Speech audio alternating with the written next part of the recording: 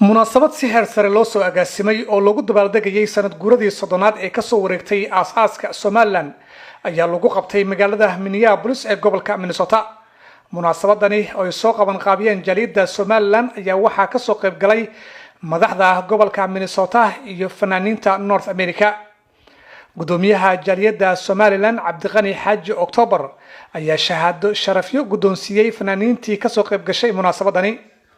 marti sharaf kala duwan ayaa munaasabadani ka hadashay hadaladoodina waxaa ka mid ahaa caawa waa madal ka duwan madalii hore jijjiga mool ka dhici jiray waa madal qaran soddon jirsaday sanad guuradiisii loogu dabaaldegayo waa madal qaran mandaqad wax badani ka dhacayaan noqday shamac ka soo dhex iftiima mandaqada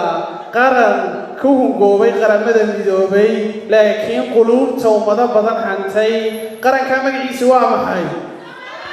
idinma maqlo Somaliland qarankaas intiinan oo dhan soo sharafteen caawa waa mahadsantiin waliba hablahan si gaar ah ugu mahad celiya xaflad walba qurxiya hambaliyo reer Minnesota waxaan ugu hambaliyeynayaa ilaa waddankii ilaa Yurub ilaa Asia waxaan nahay dadka kaliya ee caawa nasiib u yeeshay inay meeyati xusaan dadkeenu sida uu waddan jecel yihiin Minnesota jooga laba xafladood baynu dhiganaa mid kalena ma waa jirtaa waan maqlaayay marka iyagana waan u hambaliyeynayaa walaalahay dadkii u baabatay si kale looma kala maqlayna fulaxantii mooge waan is kala qaybinaa waxaan war meeshan qaadi mayse halkaana xaflada lagu dhigo xagna xaflada lagu dhigo Somaliland waxaan fariin qaali ah kaga sidaa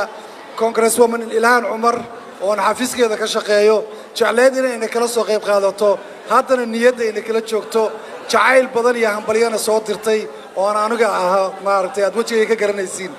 halkan waxaan u soo fuulay anigu waxaan ahay seniorkii qolooyinkii hore ee waxay ka soo shaqayn jireen ka soo shaqeeyay imikana waxaan hambaliyeynayaa dhammaan reer Somaliland meel kasta oo adduunka ka joogaan reer Minnesota especially waxaan dilayahay happy 30th anniversary waxa weeyaan sanad guuradii soddonaad ee Somaliland farxad gaar ay tahay inaan caawayna kala soo qayb galo xafladan quruxda badan sida quruxda badan loo soo abaabulay oo ah xaflad Somaliland ay farxadooda ku muujinayaan iyo dareenka ah in dadku isku filnaansho gaaro waxa danta gaarka waana wada qabsado Somaliland waxa ay u socotaa in ay noqoto mid ka mid ah tiirarka geeska Afrika waliba kuwooda ugu adag ee ay ku tiirsan yihiin guud ahaan bulshada Soomaaliyeed Afrika lagu guuro qaadka sidiisa guudmadooba la haysto xornimo ku gabiyay garaadkaas ay siiyay shantu goob ha timaado geelo ha wada daaqo golaha isku arkeen gabax baan ka dheefay gacmahan fidinayo gocandhan ku istaagay